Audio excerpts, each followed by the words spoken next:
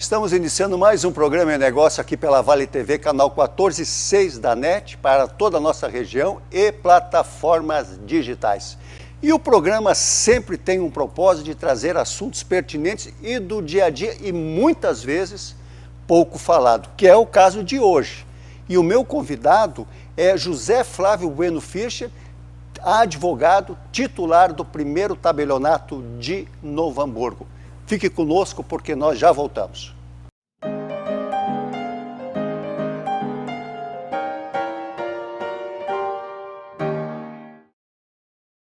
Flávio, muito boa noite e obrigado mais uma vez por ter aceito o meu convite para participar do programa É Negócio. Estamos aí à disposição da comunidade, do teu programa É Negócio, que eu vejo que tem uma bela repercussão comunitária. E se o que eu puder contribuir, estou aí. Sempre tu contribuir. Mas hoje nós vamos falar de algo que, quando eu fiz a abertura, eu disse que é muito pouco falado aqui na nossa região. O que se trata? E eu vou dar um pedacinho, um pouquinho da história. Lembro do Michael Schumacher, 7 vezes campeão mundial de Fórmula 1, um atleta resolvido e por uma fatalidade teve um acidente esquiando na França. E o assunto de hoje vai ser exatamente sobre isso. Se chama DAV, Diretriz Antecipada de Vontade. É isso, meu caro Flávio. Vamos falar sobre essas diretrizes antecipadas de vontade e eu gostaria que de cara tu dissesse o que vem a ser isso e qual é a finalidade. Ok. Na realidade, a palavra está dizendo diretriz ou disposição antecipada de vontade. Alguns chamam até de testamento vital, eu não gosto dessa expressão, mas tem quem use. É uma espécie de testamento, porém, para ser praticado, executado em vida. O testamento é quando tu te dispõe sobre coisas que tu quer que aconteça depois da tua morte. O que vai acontecer com os herdeiros, quem vai ganhar mais, quem vai ganhar menos. Se algum herdeiro, por exemplo, tu quiser deserdar, tem todo esse contexto, é um outro tema para um outro programa. E a chamada diretriz ou disposição antecipada de vontade visa prevenir situações como aconteceu com Schumacher. Eu não sei se ele tinha esse documento, ou se os familiares, enfim, tinham, mas quando a pessoa, por um motivo, às vezes, repentino como esse, fica sem poder se manifestar. E aí, eu digo para minhas filhas, por exemplo, eu posso estar numa doença gravíssima, enquanto tiver esperança e algum recurso, eu quero que me mantenham vivo. Mas tem gente que não quer que isso aconteça. Ou seja, se eu tiver uma doença muito grave, desliga os aparelhinhos e me deixa morrer sossegado. Então, se isso não é manifestado antes da ocorrência, a dificuldade, o pepino literalmente, fica com os médicos ou com os familiares. Aí o médico diz, mas agora quem é que decide? Como é que fazemos? Vamos esgotar todos os recursos, fazer os investimentos, porque custa caro manter a vida, às vezes, de uma pessoa, né? Quando não tem aí cobertura de SUS ou de programas de serviços médicos particulares, convênios. E os familiares ficam na angústia, sim, agora o que eu faço? O pai, por exemplo, no caso, não tinha muitos recursos, nós não temos grandes condições mas será que ele queria continuar vivendo mesmo em condições quase vegetativas e tal? Então, a diretriz antecipada de vontade é um instrumento simples, barato, não custa quase nada, que é feito em tabelionato, não necessariamente feito em tabelionato. É preciso esclarecer, não está aqui vendendo peixe, né? Claro. Pode ser um instrumento particular, só que para que haja uma confiabilidade maior, que não haja dúvidas se aquela pessoa assinou aquilo pressionada eventualmente por algum parente, sendo um instrumento público feito em tabelionato, necessariamente terá que ser respeitado e diante da fé pública do tabelião. Mas é tão discutido isso, vamos imaginar, porque depois nós vamos pegar o gancho por uma outra pegada que certamente tu vai poder explicar bem. Mas vamos imaginar que a pessoa, por livre e espontânea vontade, ele coloca-se dessa maneira, que se caso acontecer alguma coisa comigo e eu não quero ter uma sobrevida, isso é respeitado? Bom, isso aí tem uma questão que tem o Código de Ética Médica e tem a regulamentação do Conselho de Medicina. Tem disposições específicas na área médica e que eles então, enquanto profissionais de saúde, médicos, devem respeitar as regras do seu conselho. Então não é necessariamente que eu disponha de uma maneira. Por exemplo, se eu dissesse que eu quero sofrer eutanásia, no direito brasileiro não é permitido, então o médico brasileiro estaria cometendo uma irregularidade se fosse fazer isso. Mas tem países que admitem. Então, uma coisa é eu manifestar a minha vontade. E ao manifestar a minha vontade, eu posso, e até é conveniente, que eu indique uma pessoa que possa manifestar, além daquilo que está escrito ali, possa manifestar perante o médico no hospital e tal, olha, o pai, a mãe, enfim, a pessoa que está aí nessa condição, me designou para esclarecer essa situação como ele gostaria que fosse. E conversar e ouvir os médicos para daí chegar a uma conclusão. Então não é uma coisa matemática, né? Eu digo que é assim e acabou. Eu posso, nada impede que eu manifeste a minha vontade amplamente. Mas dependendo daquilo que eu quiser que seja feito, pode acontecer que pelos princípios médicos isso não possa ser respeitado. Pelo menos a família fica tranquila. Por exemplo, exatamente. Fica tranquila, eu acho que é isso. Esse é o grande segredo dessa DAV, da Declaração, Disposição, enfim, Diretiva Antecipada de Vontade. É que fique claro e tranquilo para os parentes e para o próprio médico do que a pessoa gostaria que fosse feito. Por exemplo, tem questões religiosas, né, que dizem, não posso sofrer transfusão de sangue, não quero sofrer transfusão de sangue. Ora, isso eu posso manifestar até por questões religiosas, mas o médico tem um dever profissional de tentar salvar a vida. E se ele sabe que uma transfusão de sangue não vai deixar a pessoa fora do ar, nem mal, nem nada, ao contrário, vai salvar a vida dela, aí o médico tem essa autonomia de acordo com a sua legislação própria. Né? Então são coisas que têm que ser esclarecidas. A grande conveniência, eu inclusive participei de um evento em São Paulo sobre esse tema, com especialistas médicos e desses médicos que tratam de pessoas com condições já de final de vida, né? Onde eles dão os chamados cuidados paliativos, e uma médica fantástica, me lembro falando sobre isso, e uma professora universitária lá de São Paulo falando então sobre o aspecto jurídico, e ela disse, por exemplo, falando dela própria, né? Eu não quero que o meu genro fulano de tal dê opinião a respeito do que é para ser feito comigo. Porque ela já tinha certamente algum atrito com ele, ou não gostava da postura dele, então ela não gostaria, e manifesta claramente que a palavra dele não vale para tratar das questões dela se ela estiver fora do ar. Todos nós estamos sujeitos aí no trânsito, qualquer coisa assim, acontece uma coisa, o sujeito fica, e agora, o que eu faço? Familiar, né? Bom, vamos tentar... Se durante ela em vida e consciente ele dá os pitacos, pelo menos nesse momento ela não tem força. Ele está proibido. Está proibido, nesse momento ele Exato. não é. Então ficou uma situação meio engraçada, mas de qualquer sorte, eu quero que, em primeiro lugar, a primeira pessoa que fale sobre a minha condição de saúde e os tratamentos que eu quero que sejam feitos, seja, por exemplo, a minha filha que é médica. Então ela já tem uma noção também desse aspecto. Há poucos dias, eu falando em família, justamente, aí essa filha e a minha mulher também estavam junto. Ela disse, não, claro. Eu disse, olha, eu até os 90, 95 por aí, a minha orientação é essa.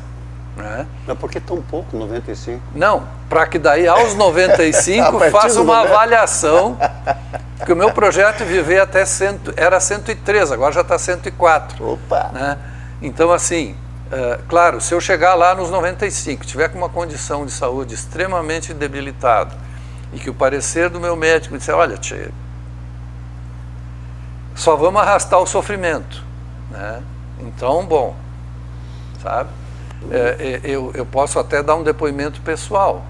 A minha mãe esteve hospitalizada, um problema grave de coração, tinha só 68 anos de idade. Ela não tinha dito o que ela queria ou o que ela não queria.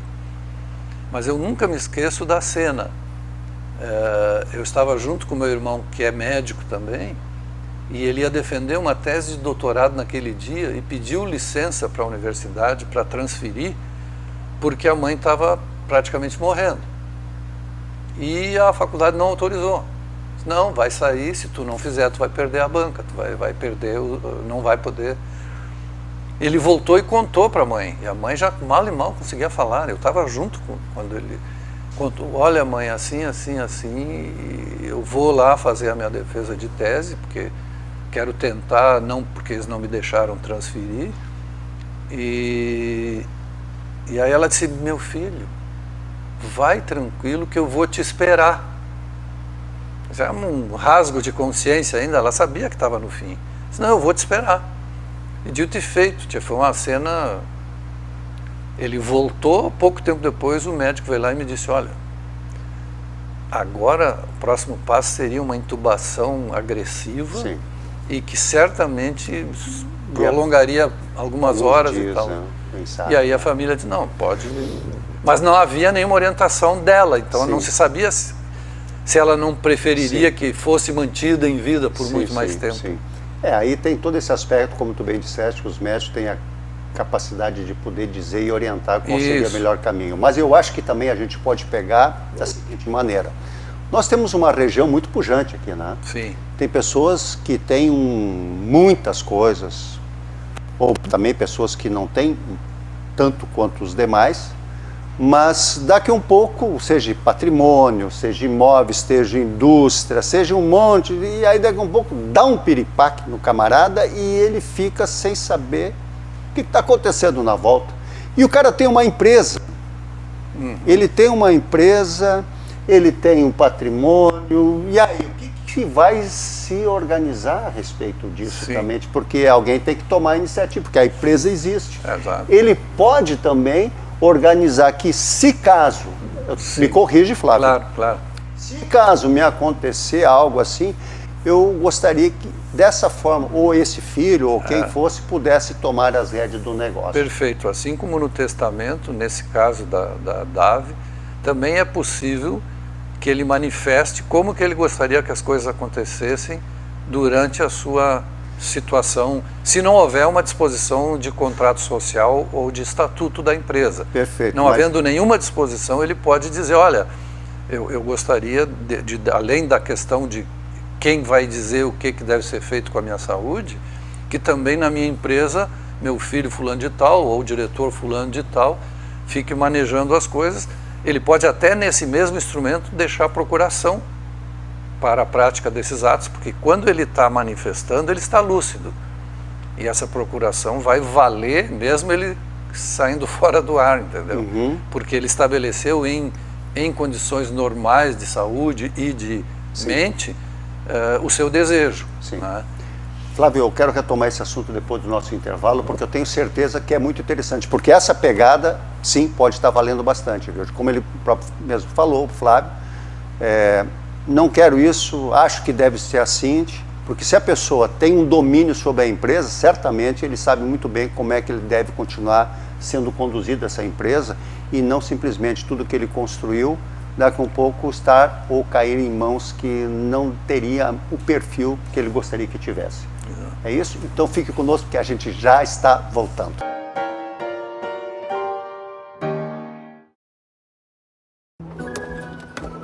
Quando o assunto é investimento, quem não se sente meio perdido? É preciso se orientar pelo mercado, pelos seus objetivos, pelas metas da sua empresa. Por isso que é tão bom contar com o Sicredi, para guiar você na direção certa.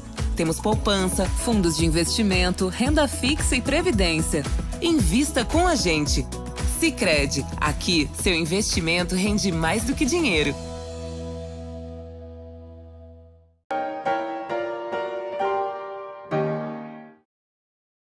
Retomando mais uma vez o programa É Negócio, tendo como convidado o titular do primeiro tabelionato de Novo Hamburgo, o amigo e sempre junto conosco, José Flávio Bueno Fischer.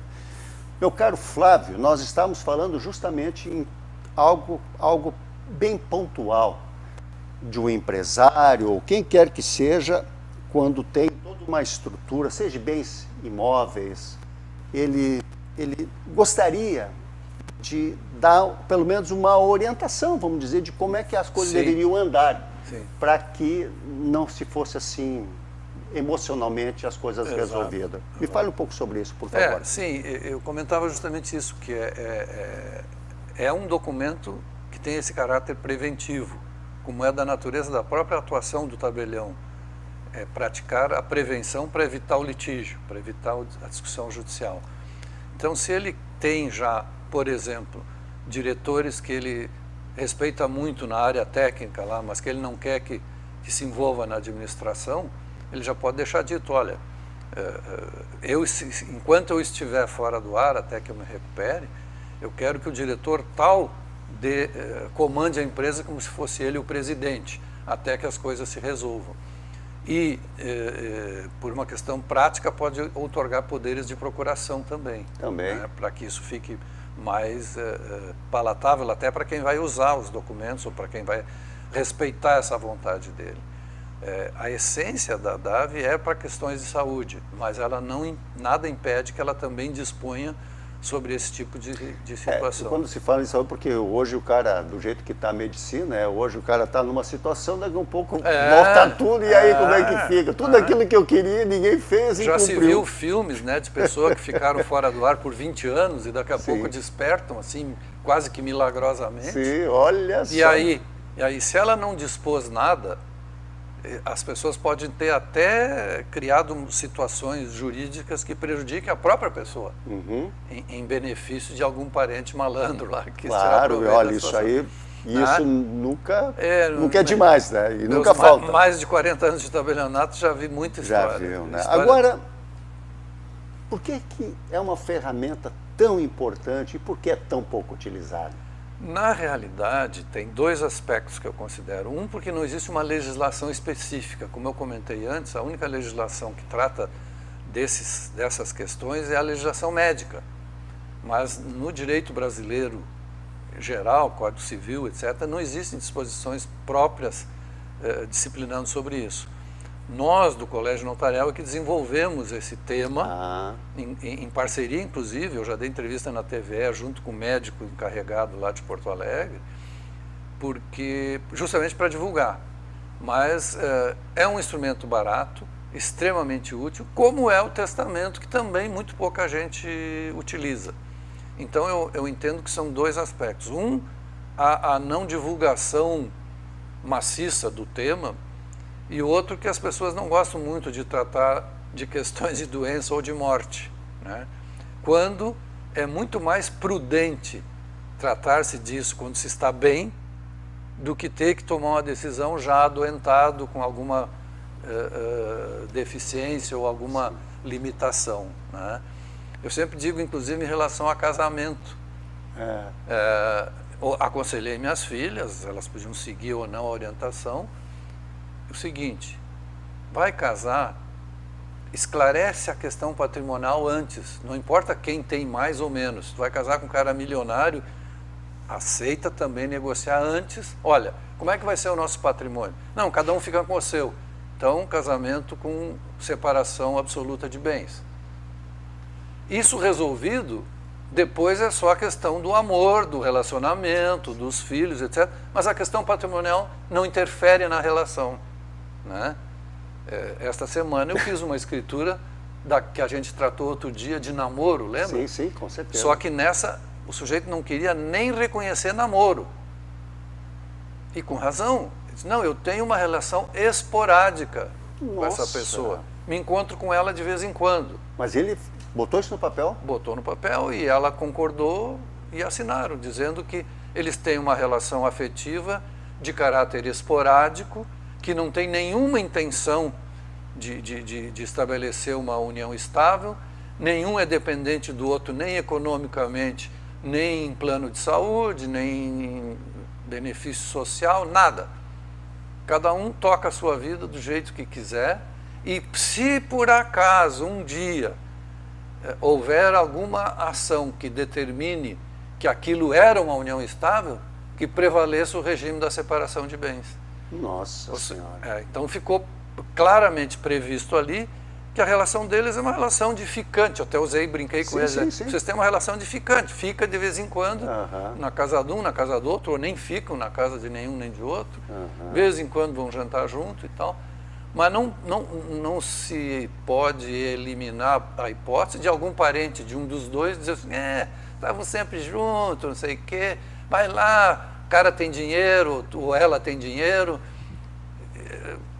Sabe que aquele negócio, isso existia muito há muitos bons anos atrás, quando a indústria do calçado era muito forte aqui na nossa região. O funcionário saía da empresa tranquilo e tal, aí vinha não, vai lá, bota no pau, faz uma ação que tu vai ganhar uma grana, e aquilo começa a mexer com o cara. Sim. E tudo aquilo que tinha sido combinado anteriormente vai para o espaço e vai de novo. Nunca se sabe o que move as pessoas, né? Mas e quem é que pode fazer isso? Qualquer pessoa... Diretivas antecipadas de vontade. Qualquer pessoa em condições de manifestar a sua vontade, justamente é para prevenir isso, né? E maior e capaz. No caso do direito brasileiro, a partir dos 18 anos de idade, a pessoa já pode estabelecer.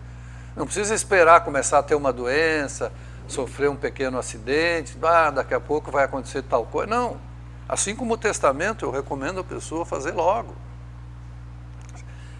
Salvo algumas questões muito específicas, do empresário, por exemplo, que tem muitos bens e muitas empresas, que ele precisa determinar isso e aquilo e tal, então é mais complicado.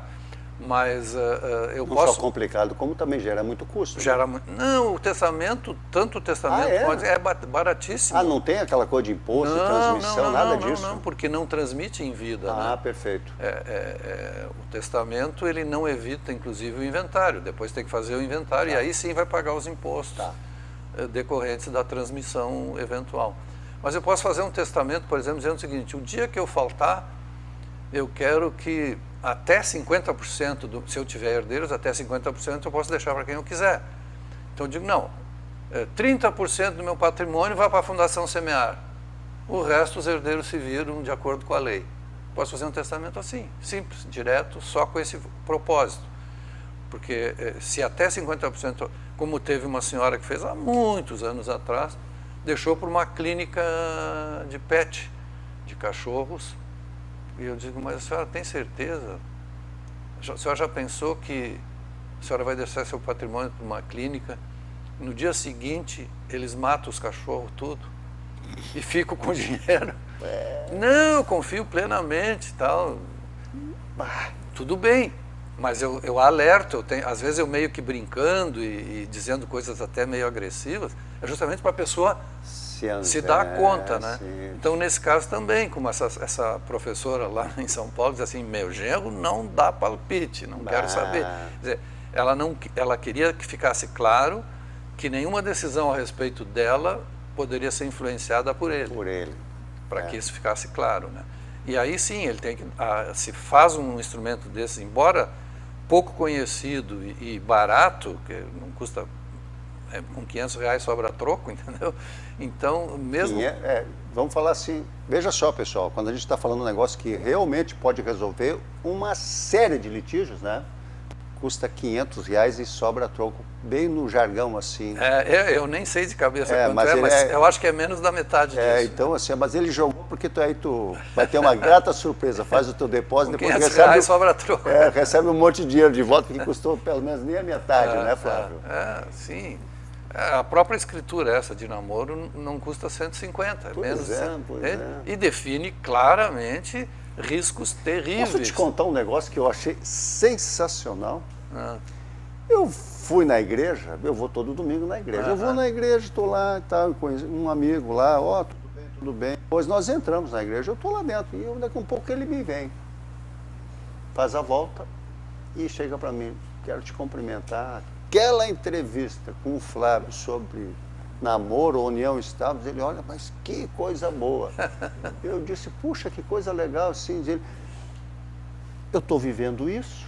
Ó, Eu estou vivendo isso. é o dia a dia de muita gente. Nossa, e ele, infelizmente, está viúvo já há algum tempo e certamente o cara de uma certa idade está bem e ele pode sim estar encontrando uma pessoa que vai fazer melhor ele agora Claro, também, claro, né? claro. Mas ele disse, olha só que coisa. Às vezes a gente dá uma conversada, mas são por esses motivos que as informações são importantes, né, Flávio? Claro, claro. E, inclusive, eu acho que até na entrevista anterior eu falei isso. Qualquer cidadão pode consultar o tabelionato sem custo nenhum. Se ele for praticar um ato, ele vai pagar por aquele ato. Mas a orientação, essa mesma que eu dou aqui na entrevista, ela é dada no caso particular. Sim. Eu já fiz, por exemplo, mais de 10 entrevistas com uma senhorinha porque ela não se decidia a respeito do testamento. Até porque às vezes ela brigava com uma filha, daí vinha lá, não quero mais isso, agora eu quero isso. Né? Digo, não, a senhora, enquanto a senhora não tiver tranquilidade, eu não vou fazer seu testamento. Uau. Mas eu estou lhe incomodando. Não, a senhora vai voltar quantas vezes quiser, eu vou lhe receber, vou lhe oferecer um cafezinho, uma água, e só o dia que a senhora estiver bem tranquila é que a senhora vai praticar o ato, não antes. Né? Mas pede para seus filhos não incomodar mais a senhora. Sim, aí é o outro lado da moeda. Porque... Não, eu já enfrentei questões de filho que agrediu o pai a machadinha, sabe, por questões patrimoniais e tal, e aí o pai diz, não, eu quero deserdar esse filho. Né? Também, né? Porque aí é o outro aspecto já, o negativo da coisa. Sim, né? sim, sim. Mas enfim, eu acho que já disse essa frase aqui, e vou repetir, uma frase que me veio depois de não sei quantas consultas que eu atendi sobre questões, especialmente de herança, onde eu coloquei assim: como são intrincados e complexos os meandros que perpassam os interrelacionamentos humanos. Ou seja, em frase bem simples, como é difícil o convívio. Sempre tem questões que, se a gente não souber lidar, pode gerar atrito, conflito, discussão judicial, etc. É uma pontinha de pólvora. É, tu ligar, vai lá embaixo, vai lá embaixo. Explode. E aí, né? aí quem é que... Então, assim, a nossa missão é evitar o conflito. Sim. Então, orientando sempre na questão familiar, na questão patrimonial, enfim, é a nossa missão. Sim. É importante, inclusive, para que vocês possam entender que a gente sempre, nessas nossas conversas, a gente leva para um tom leve, Sim. de uma coisa muito séria, que certamente no momento que for consultar o Flávio ou qualquer outro tabelião, não será diferente a postura profissional que essas pessoas precisam ter diante de algo que é tão pessoal ou de tão familiar, né? Sim. Então, isso tudo que a gente está fazendo e falando hoje, né, Flávio, é para que as pessoas, de uma maneira leve, possam começar a assimilar. Exatamente. E quando se fala de algo que de repente é ruim, morte, Doença, ou doença e tal, a gente fica acidente, assim. Mas é que nem seguro, né? Tu paga para não usar. Ah, como é caro o seguro? Bom, mas se eu não usar é muito mais barato. Mais barato. Flávio, de novo, eu quero muito te agradecer. Tu sempre colocando à disposição, a gente tem umas pautas bastante interessantes e certamente em alguma nova oportunidade eu vou te querer de novo aqui, porque contribui muito para a nossa comunidade através das nossas plataformas, como tu faz muito bem dentro do próprio tabelionato, né? Portanto, esse meu agradecimento e também as tuas considerações finais, por favor. Bom, te agradeço o convite mais uma vez, me coloco de novo à disposição. Eu gosto muito dessa tua proposta do e-negócio e já assisti algumas entrevistas de outros profissionais e vejo quão útil é esse mecanismo de comunicação, seja através da TV, seja através das plataformas. Então, mais sucesso para o teu e-negócio e seguimos à disposição. Que coisa muito boa. Flávio, dessa maneira eu te convido para aquela câmera central, a gente fazer a nossa despedida. Porque sem vocês não teria nenhuma razão de eu estar aqui e o Flávio da mesma forma. Por quê? É informação. No momento que de repente vocês estão mais tranquilos. E dessa maneira eu, juntamente com o Flávio, queremos desejar para vocês uma excepcional quarta-feira, uma semana maravilhosa e que estejamos em paz e estejamos com Deus. Certo, Flávio? Grande abraço. Até breve.